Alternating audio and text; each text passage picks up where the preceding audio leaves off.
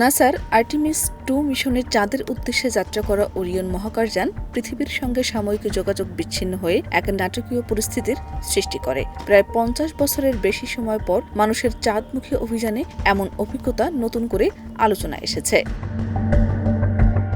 চাঁদের অন্ধকার অংশ বা ফার সাইডে প্রবেশ করার পর মহাকাশযানটির রেডিও ও লেজার সিগন্যাল পৃথিবীতে পৌঁছাতে পারেনি।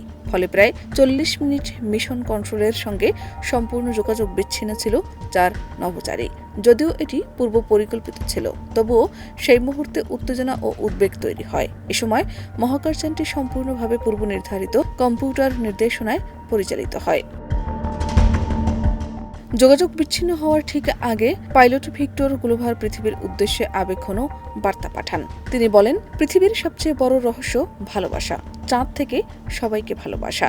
এরপর শুরু হয় নিস্তব্ধ 40 মিনিট, যেখানে নভোচারীরা মহাজাগতিক এক নির্জনতায় সময় কাটান।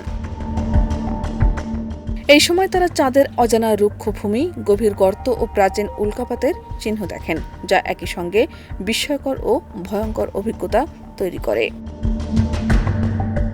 অবশেষে ওরিয়ন মহাকাশযানটি পুনরায় পৃথিবীর সিগন্যাল এলাকায় ফিরে এলে যোগাযোগ স্থাপিত হয়। তখন স্বস্তি ফিরে আসে সবার মাঝে।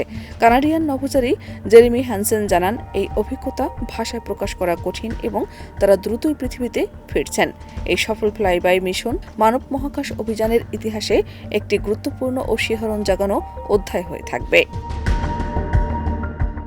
শাহনাজ পারভীন, দেশ রূপান্তর।